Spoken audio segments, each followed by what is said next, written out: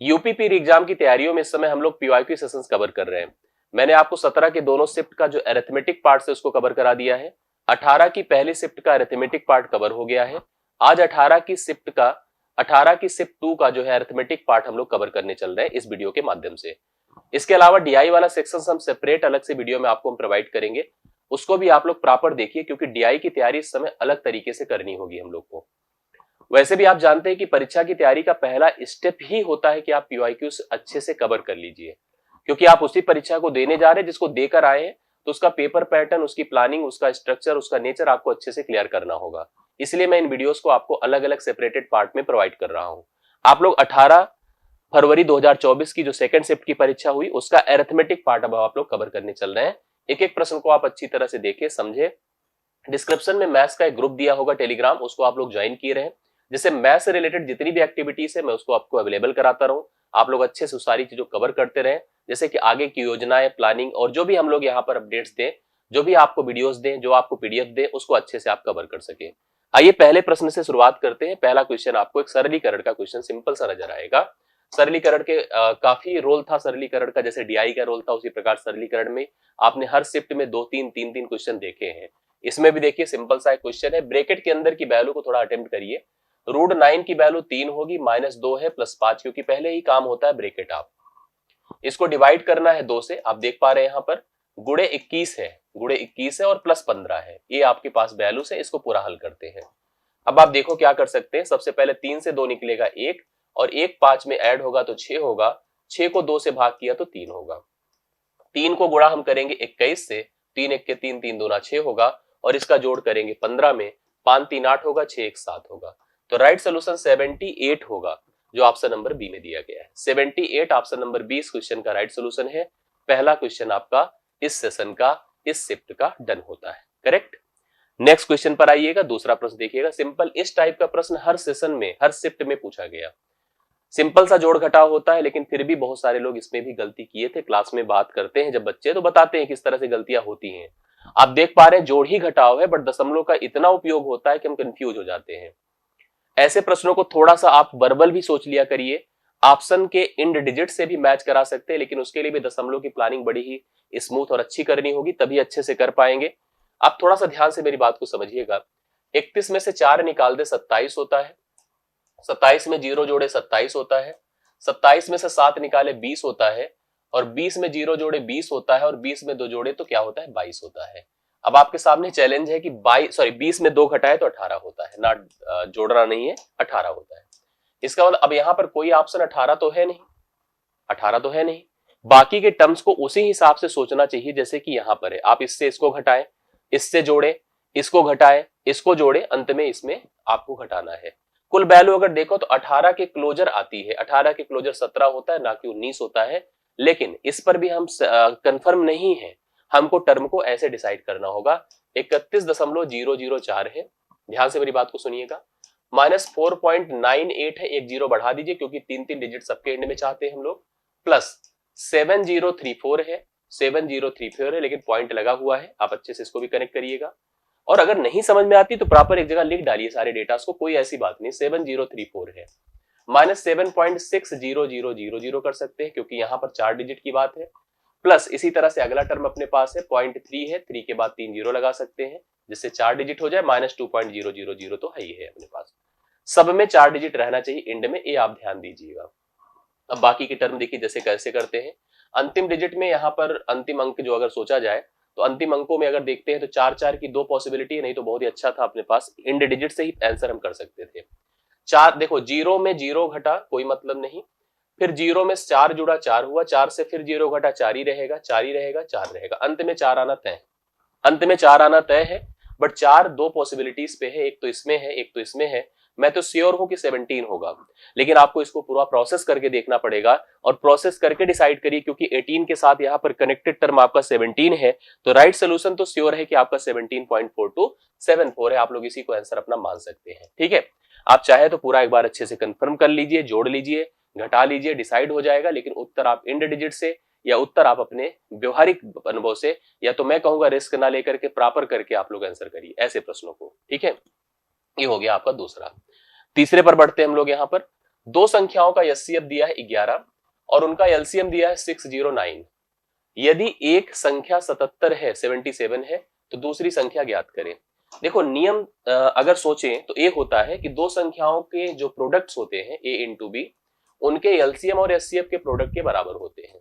A B का LCM, ठीक है, ए बी का एलसीएम इंटू ए बी का एचसीएफ, ये आपको पता होना चाहिए। ए बी का एचसीएफ और ए बी का एलसीएम का जो प्रोडक्ट होता है संख्याओं के गुणनफल के बराबर होता है। अब अगर आप संख्याओं की बात करें तो इसमें जैसे लिखा है कि संख्याओं का एचसीएफ तो 11 है, जैसे अगर हम यहां पर सोचे 11, और एलसीएम हमको पता है 609 है, और पहली संख्या अगर 77 है तो दूसरी संख्या आप लोगों से पूछा गया है। एक थोड़ा सा डाउट होता है, डाउट ये होता है कि जो एचसीएफ होता है वो संख्याओं को तो डिवाइड करता ही करता है, साथ साथ एलसीएम को भी डिवाइड करता है। इस क्वेश्चन में अगर देखो तो एलसीएम को डिवाइड नहीं कर रहा है।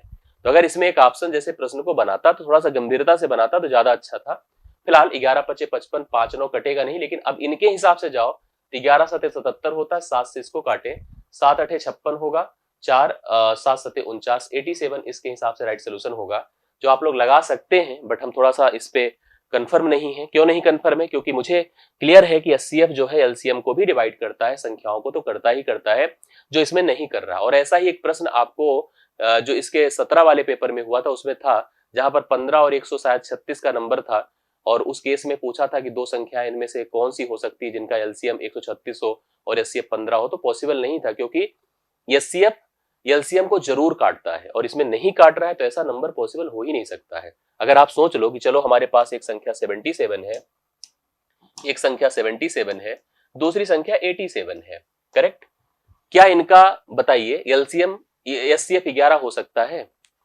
एचसीएफ क्या संख्या होती है? एचसीएफ वह संख्या होती है जो दोनों को पूर्णतः डिवाइड कर दे। क्या 11 77 को तो काट पा रहा, 87 को तो नहीं काट पाएगा ना, नहीं काट पाएगा। कैसे हम 87 को आंसर मान ले, दूसरी संख्या कैसे मान ले? लेकिन अब इस ऑप्शन में दिया है, इस हिसाब से उत्तर हम 87 लगा रहे हैं। ये मतलब वही है ना, जैसे पेपर बनाते हैं लोग ना, तो ऐसे ही बना देते हैं। उनको भी होता है कि ठीक है हमने तो पढ़ा, ये स्कूल में भी तो लिखाया गया था कि दो संख्या, मैंने पढ़ाते समय इसको बहुत अपडेट किया था आप लोग को, दो संख्याओं के लासा मासा का गुणनफल संख्याओं के गुणनफल के बराबर। इतने से ज्यादा उनको नहीं आता है, इतने ज्यादा जानकारी नहीं है, और उसी आधार पर प्रश्न का उत्तर दे दिया। सोचो कैसे हो सकता है? 11 संख्या का अगर मासा है तो क्या संख्या पॉसिबल हो सकती है 87? पॉसिबल ही नहीं है। 11 काट पा रहा 87 को, संभव ही नहीं है। नहीं है तो कैसे हम लगा सकते? फिलहाल हमें लगाना पड़ रहा है, लेकिन मैं तो इस पर सहमत नहीं हूं। इसको अगर हम लोग कंप्लेन अगर करें तो सही उत्तर इसका डिसाइड कर सकते हैं, ठीक है? 87 इनके हिसाब से है, बाकी मेरे हिसाब से कुछ नहीं है, ठीक है? मैं आगे बढ़ता हूं। एलसीएम बाकी मैंने बहुत अच्छे से पढ़ाया है, आप वीडियो देखिएगा तो आपको सारी चीजें अपडेट हो जाएंगी। एक धनराशि का अभय, बीना और चंदन और दिव्या के बीच 5 2 4 3, देखिए ऑप्शन है कौन कौन है? अभय है, बीना है, चंदन है और दिव्या है। रेशियो क्या है? 5:2:4 कितना? 3, इस अनुपात में है। वितरित किया जाना है। यदि चंदन को दिव्या से 500 रुपए ज्यादा प्राप्त होता है तो बीना का हिस्सा बता दो।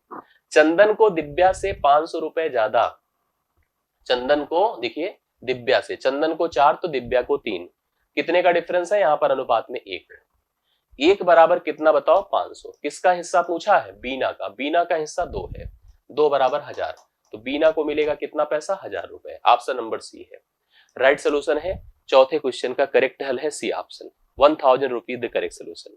आइए फिफ्थ पर। गेहूं की कीमत में 6 सही 1/4% की कमी आ जाने पर एक आदमी 135 में 1 किलोग्राम अधिक गेहूं खरीद पाता है। प्रति किलोग्राम गेहूं की मूल दर ज्ञात कीजिए, क्या थी? बढ़िया क्वेश्चन है।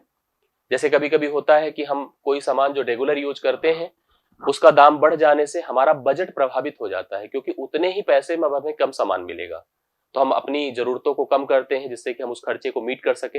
या कभी कभी जैसे दाम में कमी आ जाती है तो हम उतने ही पैसे में ज्यादा सामान खरीद सकते हैं, या तो हम अपने पैसे बचा लें या तो हम ज्यादा सामान का उपयोग कर ले, दोनों परिस्थितियां होती हैं। कैसे हम लोग क्वेश्चन हल करते हैं? एक ऐसे लिखना चाहिए दर, एक लिखना चाहिए मात्रा। बात को समझिएगा। 6 सही 1/4 को लिख सकते हैं आप कितना? इसको लिख सकते हैं, बताइए। 6 सही 1/4 आपका हो जाएगा 1/12। 6 चौके 24, एक 25/4 होता है। अब 25/400 आप लिख सकते हैं। अब 25 देखो आप ध्यान से समझ लीजिएगा, जैसे 6 दूना 12, 12 साढ़े 12 नहीं 1/16 होगा, सॉरी 1/16 होगा, नॉट 12, 1/16 होगा। अर्थात हम कह सकते हैं कि पहले का मूल्य यदि 16 था तो अभी मूल्य इसका घट करके 15 हो जाएगा। 16 में एक कम होकर के कितना होगा, 15 हो जाएगा। अब आप सोचिए 135 रुपए में आप क्या खरीदते थे, गेहूं। तो अगर 16 का भाव था तो कितना गेहूं खरीद पाते बताइए, 135 बटे 16 किलोग्राम। और अगर 15 का भाव हो गया तो 15 नवा 135, आप कितना खरीद पाते बोलिए, 9 किलोग्राम, इतना खरीद पाएंगे। दोनों में फर्क कितने का आ गया, ये देखिए दोनों में फर्क कितने का आ गया। पहले गेहूं क्योंकि रेट ज्यादा था तो गेहूं कम मिलता था, अभी ज्यादा मिल गया। तो अभी अगर हम डिफरेंस कर दे दोनों का तो 16 नवा 144, 144 135, 135 9, 9 बटे 16, 9 बटे 16 का अंतर होगा। 9 बटे 16 का आप कर ले सकते हैं, देखिए 9 माइनस 135 बटे 16 कर दीजिए, 16 नवा 144 माइनस 135 डिवाइड बाई कितना होगा बताइए, 16 होगा। तो आपका कितना हो जाए, 14 से 5 9, 9 5 14 होता है ना, 9 जोड़ दीजिए तो 135 हो जाएगा। 9 इसमें से घटा दीजिए, 134 से 14 से 5 निकला 9, उसके बाद आपके पास 9 बटे 16 एग्जैक्ट वैल्यू, मतलब ये डिफरेंस हो गया। यह डिफरेंस किसके बराबर है, 1 के। यह डिफरेंस किसके बराबर है, 1 के। अब आपको निकालना क्या है कि प्रारंभ में गेहूं की मूल वैल्यू क्या थी, कितना दाम था, ये आपको बताना है। तो प्रारंभ में वैल्यू कितनी थी, 16। तो 16 बराबर क्या होगा बताइए, 16 गुणे 9 बटे 16, अर्थात 16 16 से खत्म हुआ, 9 रुपए पर केजी था, 9 रुपए प्रति केजी था। ये इस प्रश्न का उत्तर है, करेक्ट। अब देखो हम इसको डिसाइड करते हैं, ऐसे मैच भी करा लेते हैं, ऐसी कोई बात नहीं। 9 रुपए पर केजी था। अब अगर 9 रुपए पर केजी था तो 9 से इसको डिवाइड कर दीजिए तो 15 किलोग्राम गेहूं मिलता। कितना मिलता, 15। अभी क्या हो गया कि अब दाम घट गया। कितना घट गया, अगर मान लो 9 है और 9 घटा है कितने दाम से, 1 बटे 16, मतलब 1 बटे 16 अगर इसमें कम होगा, जैसे हम लोग ऐसे कर सकते हैं कि अभी जो नया दाम है अगर हम लोग उसको निकालना ही चाहें कि 9 से डाउन हो गई वैल्यू, और 9 से कितना डाउन हो गई, 6 सही 1 बटे 4%। और इस हिसाब से भी जैसे आप कंपेयर कर सकते हैं कि 9 का मान यदि 16 है तो मतलब उस हिसाब से भी जा सकते हैं। नहीं तो हमने कहा जैसे अगर 9 रुपए पर केजी इस समय कब का रेट है बताइए, पुराना। अभी का रेट कितना होगा, अगर हम 6 सही 1 बटे 4% इसमें कम करते हैं, 6 से 1 बटे 4% कम करते हैं तो 16 में से 1 घट करके 15 बटे कितना हो गया, 16। अब बताइए ये रेट है, अगर इसको रेट कह दें, इसको रेट कह दें और 135 को इससे डिवाइड कर दें तो 135 गुणे ऊपर 16 जाएगा, नीचे 9 गुणे 15 आएगा, ठीक है।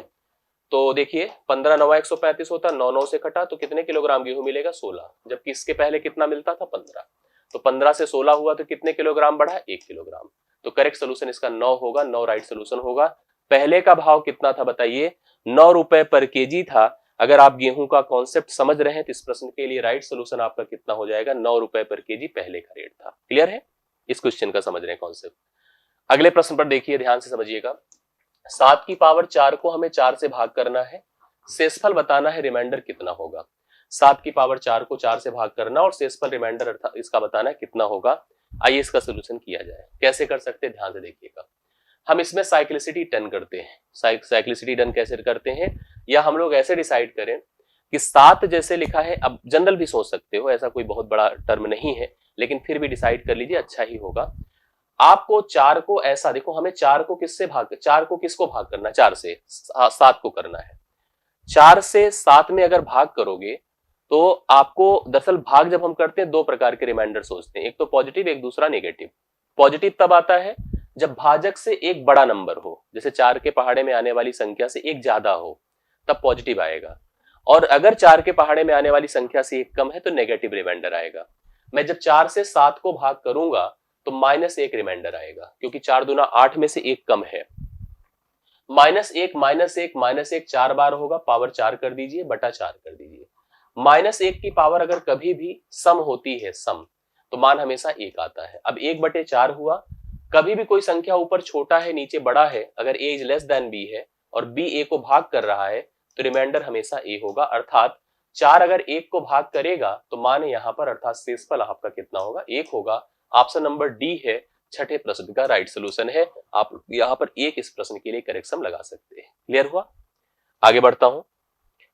कौन सी वार्षिक किस्त, ध्यान से मेरी बात को समझिएगा, कौन सी वार्षिक किस्त 12% साधारण ब्याज पर 3 वर्षों में दे 1260 का कर्ज उतार देगी। कौन सी, एक साधारण ब्याज पर किस्त का प्रश्न है। किराए की ब्याज की दर है 12%। दरअसल किस्त का कॉन्सेप्ट अलग ही अप्रोच होता है। किस्त देखिए अलग तरीके से काम करती है, जनरल कैलकुलेशन ब्याज का अलग वे में काम करता है। हम जैसे किस्त को ऐसे सोचते हैं कि मान लीजिए जो मैंने पहली किस्त दी, मान लीजिए 3 वर्षों में दे है, 3 किस्तों में दे है। कर्ज कितने का था? 1260 का था। 1260 का कर्ज था, कौन सा किस्त प्रति वर्ष रखा जाए कि 1260 का कर्ज विथ ब्याज उतर जाए? यही है ना, एक कर्ज है, ना कि देय राशि है। देय राशि अलग होती है और कर्ज अलग होता है। हमने कुछ कर्ज लिया, ब्याज जुड़कर देय राशि होती है। लेकिन यहाँ एक फायदा ये होता है, फायदा भी होता है और नुकसान तो मान लो होता ही होता है लोन में। लेकिन फायदा ये है कि जैसे आप जो पहली ईएमआई देते हैं या पहली किस्त देते हैं, वह पहली किस्त मान लो आपको 3 बार में चुकता करनी है, तो पहली किस्त जब आपने पहले साल के अंत पर दिया या पहले साल में दिया, तो वह किस्त आपकी लगातार 2 साल तक एक्टिव थी। मतलब वह किस्त ब्याज देती है बैंक को। वो किस्त तो जमा ही है ना, आपका अकाउंट तो क्लोज नहीं हुआ, आपका लोन तो खत्म नहीं हुआ, बट आपने एक किस्त दे दिया, पैसा दे दिया बैंक को। बैंक उस पैसे का भी उपयोग करता है, उसको भी कहीं निवेश कर देता है, क्योंकि बैंक को भी पता भी तो पूरा पैसा आया नहीं है, इस पैसे का हम उपयोग करते हैं। वो हर किस्त का उपयोग ब्याज के लिए करता है और उस ब्याज को आपके अकाउंट में जोड़ता भी है। ये अच्छी बात होती है। वो मानता है कि आपने भले ही इतना किस्त दिया है 10,000 का या जो भी, बट 10,000 2 साल तक 3 साल तक जब तक लोन चुकता नहीं हो, मेरे पास तो है ना, तो उसका बैंक उपयोग करती है। और ब्याज, साधारण ब्याज की कंडीशन में देखिए ऐसे होता है। मान लीजिए जैसे हमने कहा चलिए 100 लेते हैं, ठीक है, हम यहां पर पहली किस्त को 100, किस्त हमेशा समान होती है, बट इवेल्युएशन ब्याज ऐड होकर के होता है। आप समझिए, दूसरी किस्त भी 100 और तीसरी किस्त भी 100, ये समझना है आपको। पहली किस्त भी 100, दूसरी किस्त भी 100, तीसरी किस्त भी 100, बट इस किस्त में क्या होगा कि ब्याज ऐड हो जाएगा 12। क्या हो जाएगा? 12 ऐड हो जाएगा। और इस किस्त में 12 और ऐड हो जाएगा, मतलब 24 ऐड हो जाएगा। अर्थात यहां पर जो पैसा है 100 माना जाएगा, यहां पर 112 माना जाएगा और यहां पर 124 माना जाएगा। अब अगर सबको जोड़ दिया तो आपका हो जाएगा कितना बताइए? मतलब इसमें 2 साल का, क्योंकि 12% ब्याज दर है ना, तो 1 साल के लिए तो 12 ही रुपए होगा, 2 साल में 24 होगा, 124, मतलब तीनों को जोड़ दिया। इस प्रकार से जो हमारी कुल देय राशि है 336 रुपए है। अब इस 336 की तुलना आप किससे कर दो? जो आपका कर्ज था, वो कर्ज कितना है? 1260। अभी हम लोग को क्या निकालना है? प्रत्येक समान किस्त। अब किस्त जो है आप कैसे मानोगे? आपको लग रहा है कि हम 112 दे रहे हैं, 124 दे रहे हैं, नहीं, आप 100 ही दे रहे हैं। 12 और 24 तो ब्याज इंक्लूड हो जा रहा है, इसलिए आपको 100 का मान ही लेना है और वही आपकी किस्त होगी। चलिए इसको कैंसिल करते हैं। देखिए जैसे 4 से दोनों ऊपर नीचे कट रहे हैं, या जो मतलब यहाँ तिरछा गुणा प्रोसेस होता है, मैं इसको सॉल्व करता हूँ। देखिए 12 से कट रहा है, 12 दूना 24 होता है, 12 अट्ठे 96 होता है ना, 12 दूना 24, 24 9 और 9 से 12, 12 एक के 12, 12 पंचे 60 होता है, करेक्ट है। 7 चौके 28 होता है, 7 15 बार 105 होता है। 4 से इसको डिवाइड कर दे 25 होता है, 25 को 15 से गुणा करे, 15 पचे 75, 15 दूना 30, 7 37, 375 रुपए की किस्त बनेगी, जो 3 किस्तों में पूरा भुगतान हो जाएगा, वह पूरा लोन चुकता हो जाएगा, करेक्ट है। तो इस तरह से अब यह 7वां क्वेश्चन डन होता है। आते हैं हम लोग 8वें क्वेश्चन पर। मनन ने एक व्यवसाय में 76,000 का निवेश किया, 76,000 का निवेश किया। हर शिफ्ट में आपने देखा कि एक पार्टनरशिप का प्रश्न पूछा गया है। कुछ महीनों के बाद विवेक रुपए 57,000 के साथ उसके साथ जुड़ गया। वर्ष के अंत में कुल लाभ उनके बीच 2:1 के अनुपात में विभाजित किया गया। विवेक कितने महीने बाद व्यापार से जुड़ा, ये आपको बताना है। 76,000 रुपए लेकर के व्यापार स्टार्ट करता है। कुछ महीने के बाद, यहां पर 2 प्रकार के प्रश्न पूछे जाते हैं। जैसे पहला व्यक्ति है जिसका नाम मनन है, मनन 76,000 रुपए लेकर व्यापार प्रारंभ किया। विवेक पैसे तो लाया है 57,000, बट वह कुछ महीने के बाद आया है।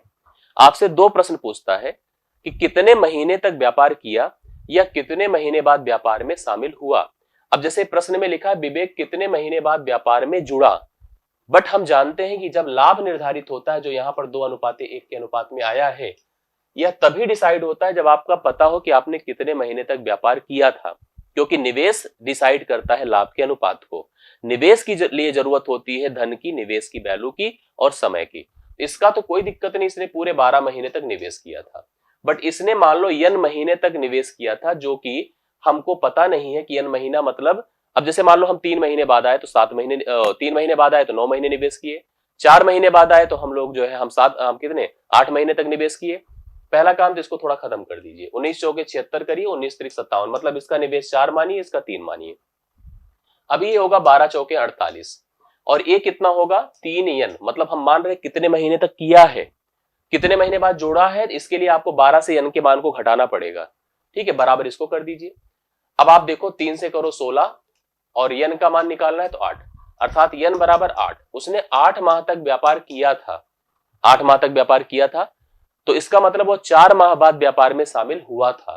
तो 4 इस प्रश्न का राइट सोल्यूशन होगा। 12 से 8 घटा दीजिए, क्योंकि अगर हम 8 महीने तक व्यापार किए हैं, व्यापार में शामिल थे, तो इसका मतलब 4 महीने बाद ही तो व्यापार में हम पार्टिसिपेट किए हैं, अर्थात इसका मान यहाँ पर इस प्रश्न का राइट सोल्यूशन 4 होगा, जो ऑप्शन नंबर सी में दिया गया है।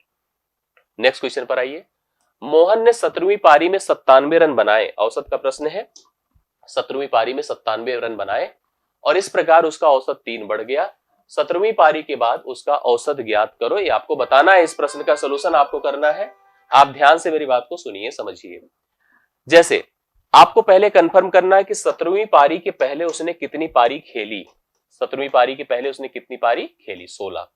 किस औसत से रन बनाए, अभी पता नहीं है, औसत हमको जानकारी में नहीं है। ठीक है, बहुत आराम से प्रश्न हल कर सकते हैं। मान लो अभी यन औसत के साथ रन बनाए, एक पारी उसने बढ़ाया तो 17वीं पारी उसने खेला।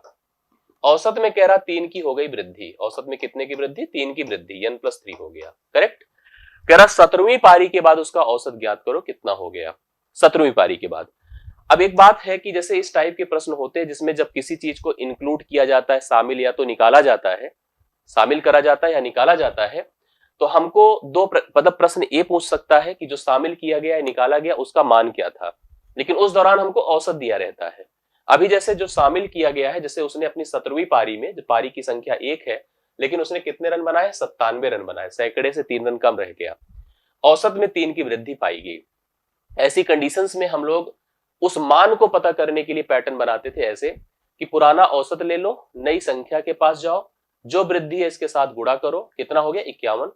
51 जब इसमें हम जोड़ दें, 51 जब हम इसमें जोड़ दें तो यह मान किसके बराबर हो जाएगा, जो शामिल हुआ है उसके बराबर हो जाएगा, मतलब 97 के बराबर हो गया। तो n का मान 7 से 1 निकला 6 और 9 से 5 निकला 4, 46 हो गया, अर्थात इसका मान 46 है। 46 में 3 जोड़ दें, क्यों जोड़ दें, क्योंकि इसने बोला 17वीं पारी के बाद उसका औसत, तो 46 3 बोलिए कितना होगा 49। 17वीं पारी के बाद उसका औसत कितना होगा 49 होगा, 49 होगा। 9वें प्रश्न का राइट सोल्यूशन आपका 49 है, करेक्ट है। बढ़िया प्रश्न है, अच्छे से इसको देख लीजिए, क्योंकि इस तरह के प्रश्न आपको आगे भी फेस करने को मिलेंगे, लेकिन चैलेंजेस थोड़ा सा बढ़ जाएंगे, तो आप लोग अच्छे से इसको तैयार करिए। हालांकि इसको चाहते तो हम ट्रेडिशनल तरीके से भी आपको समझा देते। मैंने औसत को लेकर के ठीक ठाक सेशन मैथ के डोज में कराया था, आप उसको अगर पूरा सेशन कंटिन्यू देख लीजिएगा तो आपके लिए बहुत ही बेनिफिशियल होगा। ठीक है, अगला प्रश्न देखिए 10वां। 30 आदमी एक काम को 16 दिनों में पूरा कर सकते हैं। अगर आप 30 आदमी को कोई कार्य सुपुर्द कर दो, उनको सौंप दो, इस कंडीशन के हिसाब से उनको 16 दिन ही लगेगा, कार्य पूर्ण हो जाएगा। उनके काम शुरू करने के 6 दिन बाद 15 और आदमी उनके साथ काम में जुड़ जाते हैं। अब उन्हें शेष कार्य को पूरा करने में कुल कितने दिन लगेंगे। एक बात बताइए, आदमी कितने थे, आदमी थे 30, दिन कितना लगता उनको, दिन लगता 16। उन लोगों ने काम कितने दिन तक किया, उन लोगों ने काम शुरू किया 6 दिन तक किया। ठीक है, 6 दिन तक काम कर लिया। अभी कितने दिन का काम बचा था, 10 दिन का काम रिमेन था, 10 दिन का काम रिमेन था। अगर ये 30 ही लोग रहते, अगर ये 30 ही लोग रहते तो काम कितने दिन में पूरा करते, 10 दिन में। 30 ही लोग रहते तो बचे काम को कितने दिन में पूरा करते, 10 दिन में। लेकिन आदमी की संख्या कितनी हो गई, 15 और, मतलब 30 में 15 जोड़ दें, कितना 45। कितना दिन लगेगा उस बचे कार्य को पूर्ण करने में, तो इसके लिए हमने लिखा n। मेरी बात समझ पाए, 30 आदमी ही होते तो जो बचा काम था 6 दिन करने के बाद भी 10 ही दिन तो लगता। अब आदमी की संख्या कितनी 10, 30 में 15 जोड़कर 45 हो गई। अब उसी काम को करने में कितना दिन लगाएंगे, तो n का मान निकालना है, तो 15 दूना 30 होता है, 15 तिया 45, 20/3 हो गया। 20/3 दिन में कार्य पूर्ण कर लेंगे बचे कार्य को, जो कि ऑप्शन नंबर सी में दिया गया है। Option number C right solution है, 10वें क्वेश्चन का करेक्ट हल है। आई होप आपको समझ में आया होगा ना। नेक्स्ट क्वेश्चन पर आइए, 11 नंबर। एक विक्रेता ने रुपए 10 में 6 केले खरीदे, 10 रुपए में 6 केले खरीदे और उन्हें रुपए 6 में 4 के हिसाब से बेच दिया। दरअसल होता क्या है, जब थोक विक्रेता से कोई दुकानदार सामान खरीदने जाता है तो उस समय अलग भाव डिसाइड होता है कि तुम 6 केले का बंडल ले लो, 10 रुपए देना। अब तुम अपनी दुकान पे ले जाओ, जैसे मर्जी वैसे लगाना। वो अपनी दुकान पे लाया, 4 केले का बंडल लगाया और 6 रुपए में बेचा। उसके लाभ या हानि भी कंफर्म नहीं कि लाभ हुआ कि हानि हुआ, लाभ या हानि का प्रतिशत ज्ञात करना है। यहां पर लिखिए संख्या, और यहां लिखिए दाम। हमने देखा सबसे पहले खरीदते हैं 6 केले खरीदे थे 10 रुपए में, ठीक है। अब जब बेचने गया तो उसने क्या किया बताइए, 4 के हिसाब से 6 रुपए में, मतलब 4 केले बेचा है 6 रुपए में, ठीक है, दाम है। अब आप एक काम अगर कर लेते तो बेहतर हो जाता, संख्या बराबर कर लेते किसी तरह से। ये जो संख्या अगर आप बराबर कर लो सबसे बेस्ट है। संख्या बराबर कैसे होगा, अगर ये 4 है 6 है, आप इसको अगर 2 से गुणा कर दो, अगर आप इसको 2 से कर दो तो ये 12 होगा, इसको 3 से कर दो। लेकिन ध्यान रखिएगा, इसको किया तो इसको भी करना पड़ेगा और इसको किया तो इसको भी करना होगा। अर्थात अब देखो 12 केले का दाम 20 रुपए है खरीदते समय और 12 ही केले का दाम 18 रुपए है बेचते समय। तो बोलिए फायदा हुआ कि नुकसान? कन्फर्म है कि हानि हुई? कितने की हुई? 2 की। 2 गुणे 100 बटे आप क्या लिखोगे बताओ? 20। 2 धाम में होता है, 10 से इसको डिवाइड किया, 10% की हानि हो गई इस व्यापार में। दरअसल दुकानदार फायदा तब कमाता है जब वह ज्यादा वस्तुएं कम दाम में खरीदे, जब वह खुद खरीदने जा रहा है तो ज्यादा वस्तुएं कम दाम में खरीदे और बेचते समय वह कम वस्तुएं ज्यादा दाम में बेचे, तभी उसको फायदा होता है, अन्यथा उसको क्या होता है? नुकसान, जैसे इस फल विक्रेता को हुआ, 10% की हानि हुई, ठीक है। इसका ये तरीका बढ़िया होता है। बाकी तरीके भी और भी होते हैं जिसको लगा सकते हैं, यहीं से भी डायरेक्ट कर सकते थे। 6 गुणे 6 36, 4 गुणे 10 40, 36 से 40 निकलता, वैसे भी कंफर्म था, नेगेटिव आता, नुकसान को ही प्रेजेंट करता। ये भी तरीका माना जा सकता था। 2 वर्गों का के परिमाप, 2 वर्ग मतलब स्क्वायर, ये देखिए ये वर्ग है, इसका परिमाप 52 है और इसका एक छोटा सा और वर्ग है जिसका परिमाप कितना है? 20 है। इसका परिमाप 20 है, इसका परिमाप कितना है? 52 है। तीसरे वर्ग का परिमाप ज्ञात कीजिए जिसका क्षेत्रफल इन दोनों वर्गों के क्षेत्रफलों के अंतर के बराबर है। लीजिए, तो पहले तो आप जानते हैं कि परिमाप होता क्या है। अगर भुजाएं ए है तो 4a होता है परिमाप। 4a मतलब सभी भुजाओं का जोड़, अर्थात इसकी सभी भुजाएं 13 चौके 52 अर्थात 13 हो गई, ठीक है। अगर इनकी सभी भुजाएं b है, क्या है? b है, तो इसको लिख सकते हैं 4b। 4b बराबर 20 है, अर्थात इसका मान b का कितना हो गया? 5 4 5 20, 5 हो गया। एरिया क्या होता है बताएं? एरिया भुजा का वर्ग होता है। अब जैसे इसने कहा तीसरा वर्ग है, उसका परिमाप बताना है जिसका क्षेत्रफल इन दोनों वर्गों के क्षेत्रफलों के अंतर के बराबर है। इसका क्षेत्रफल क्या होगा बताइए? 13 का वर्ग, ठीक है, 13 का वर्ग। इसका क्षेत्रफल बताइए क्या होगा? a2 5 का वर्ग, करेक्ट। और जो तीसरा वर्ग है, ये तीसरा वर्ग है, तीसरा वर्ग, इसका एरिया जो होगा इनके क्षेत्रफलों के वर्गों के, लिखा है ना, इन दोनों वर्गों के क्षेत्रफलों के अंतर के बराबर है, ठीक है। इसका हो जाएगा 13 का वर्ग 169 है माइनस 25 है, अर्थात इसका क्षेत्रफल 144 है। अगर क्षेत्रफल 144, इसकी भुजा a वर्ग होगी 144, अर्थात a बराबर क्या हो जाएगा? 12।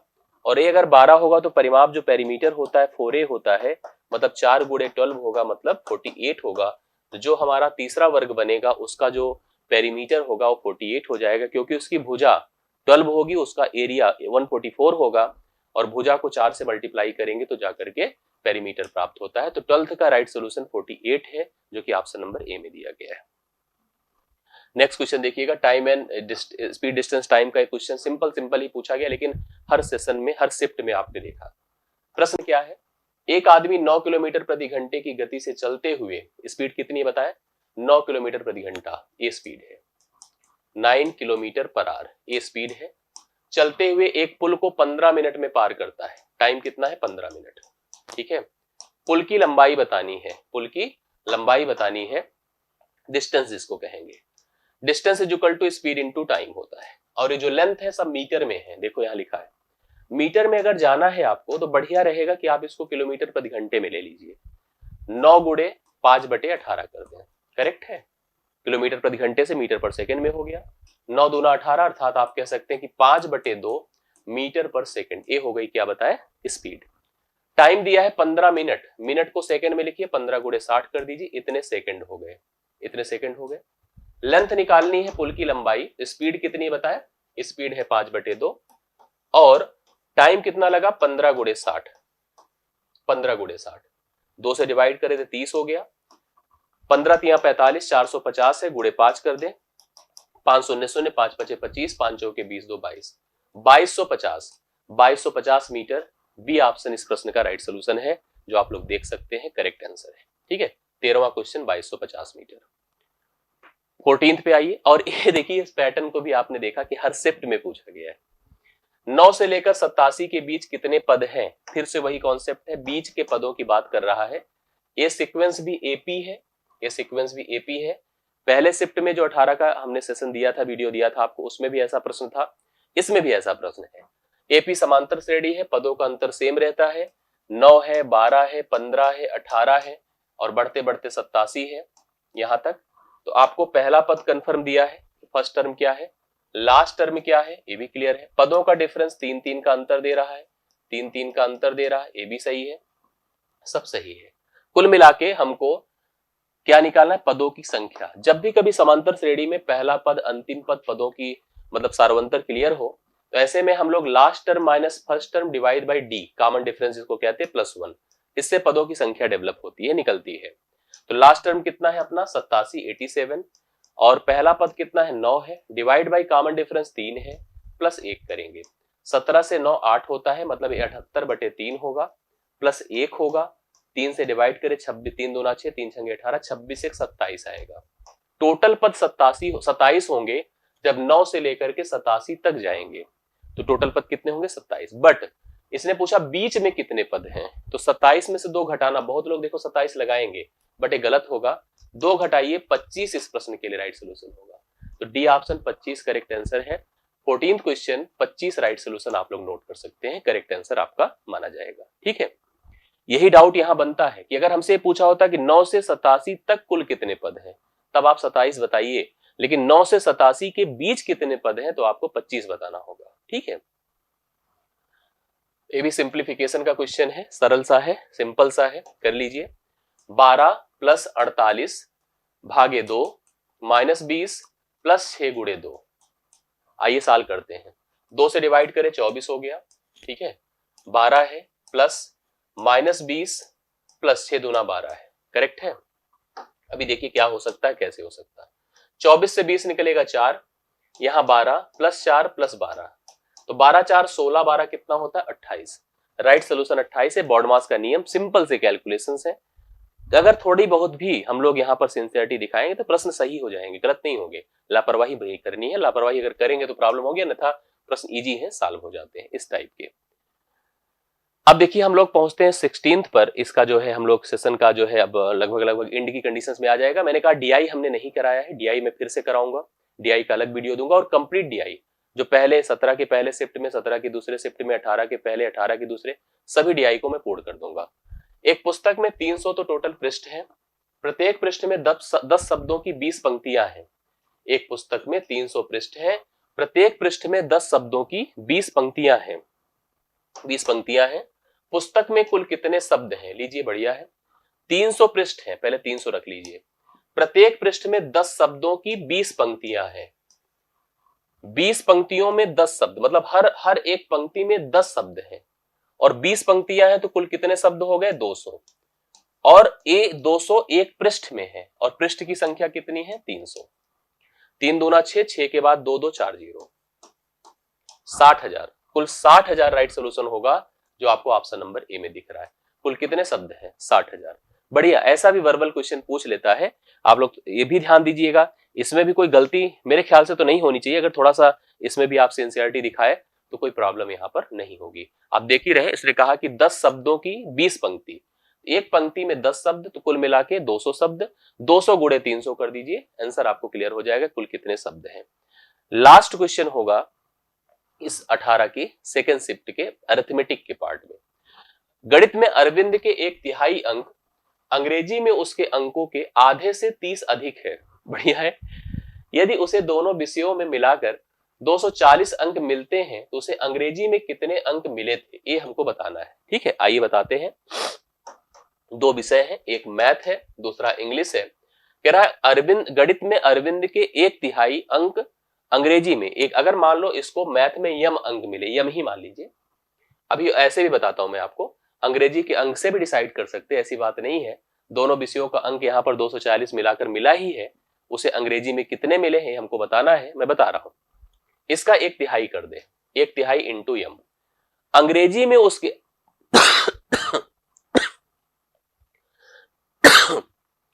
अंग्रेजी में उसके अंकों के आधे से 30 अधिक है। अंग्रेजी में उसके अंकों से लिखा है, देखिए ध्यान से, गणित में 1/3 अंक अंग्रेजी में उसके अंकों के आधे से 30 अधिक है।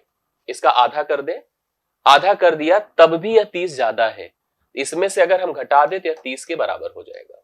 ठीक है, दोनों विषयों में मिलाकर उसे कुल 240 अंक मिले थे, तो उसे अंग्रेजी में कितने अंक मिले थे ये बताना है। मैं कह रहा हूं कि ऐसे स्टेटमेंट बनाओ, यहां पर भी देखिए ए भी और एक स्टेटमेंट बनेगा, m + e बराबर 240। ऐसे करके जाने से बढ़िया है कि आप ऑप्शन से ले लो, बेहतर हो जाएगा। कैसे बताइए? जैसे अगर हम कह दें इसमें से किसी एक को अंग्रेजी का अंक मान ले, चलो भाई अंग्रेजी जो उत्तर है वही होगा, जो ऑप्शन वही होगा जो उत्तर हमसे क्वेश्चन पूछा गया है। अंग्रेजी का अंक पूछा गया है, दोनों का मिला के 240 है। अगर अंग्रेजी को हम 180 मानेंगे तो मैथ का 100% 60 होगा कि नहीं होगा? बिल्कुल होगा। अब 60 का 1/3 करें 20 होगा, इसका आधा करें 90 होगा। तो भैया ये तो कम है। अभी देखो क्या लिखा है, अरविंद के गणित में अरविंद के 1/3 अंक, अंग्रेजी में उसके अंकों के आधे से 30 ज्यादा है। आधे से 30 ज्यादा है तो आधा करा तो 90, 90 से कम है। अगला देखिए 120 अगर मानेंगे तो इसका 120 होगा। अब ये तो बराबर बराबर है तो इसको भी छोड़ दीजिए। यहां पर आप करना चाहे तो कर लीजिए, जैसे हमने कहा 1/3 कर देते हैं, कितना होगा 40। अब इसका आधा कर दीजिए, आधा करेंगे तो कितना होगा 60 होगा। 60 से कम है। अभी इसको देखिए 60, अगर हम 60 मानेंगे तो अगले को 180 मानना होगा, 180 मानना होगा। क्यों 180 60 240, 1/3 करिए तो कितना आएगा 60 आएगा, और इसका आधा करेंगे 30, आधा करिए कितना हुआ 30। अब 30 से देखो 30 ज्यादा है कि नहीं है? बिल्कुल। यदि उसे, अब यही तो क्वेश्चन था, यही कॉन्सेप्ट था। अगर अंग्रेजी के अंकों को हमने यहां पर 60 माना है, 60 माना है ना, तो मैथ के अंक हो गए कितने 180, क्योंकि जोड़कर दोनों 240 हो। अब इसने जैसे कहा है अरविंद के गणित में अरविंद के 1/3 अंक, इसका 1/3 करिए कितना होगा 60। अंग्रेजी में उसके अंकों के आधे, आधा करिए 30 से 30 ज्यादा है। बिल्कुल सही है। इसके लिए राइट सॉल्यूशन सी ऑप्शन है। ऑप्शन से जाना इसमें परफेक्ट है, तरीका सही है। ऑप्शन से जाइए और ऐसे प्रश्नों को भी कंफर्म करिए। आशा करता हूं ये सेशन अच्छा लगा होगा, पूरा अच्छे से क्लियर किया होगा। अरिथमेटिक पार्ट मैंने 2024 वाली परीक्षा के लिए कंप्लीट करा दिया है। अब आपको मैं जो अगला वीडियो दूंगा उसमें मैं डीआई वाले जितने भी 4 डीआई पूछे गए थे उन पर मैं एक अच्छा खासा वीडियो सेशंस और पूरी एनालिसिस उसकी करते हुए मैं आपको प्रोवाइड करूंगा। तो अभी के लिए मेरी तरफ से इतना ही। वीडियो को लाइक करते रहें, जुड़े रहें, कनेक्ट रहें, और सबसे इंपॉर्टेंट डिस्क्रिप्शन में दिए गए मैथ्स के टेलीग्राम ग्रुप को ज्वाइन किए रहिए, जिससे कि आगे की कनेक्टिविटी में भी आपको इन्वॉल्व कर सके। अभी के लिए मेरी तरफ से इतना ही। बहुत बहुत धन्यवाद। Thank you so much.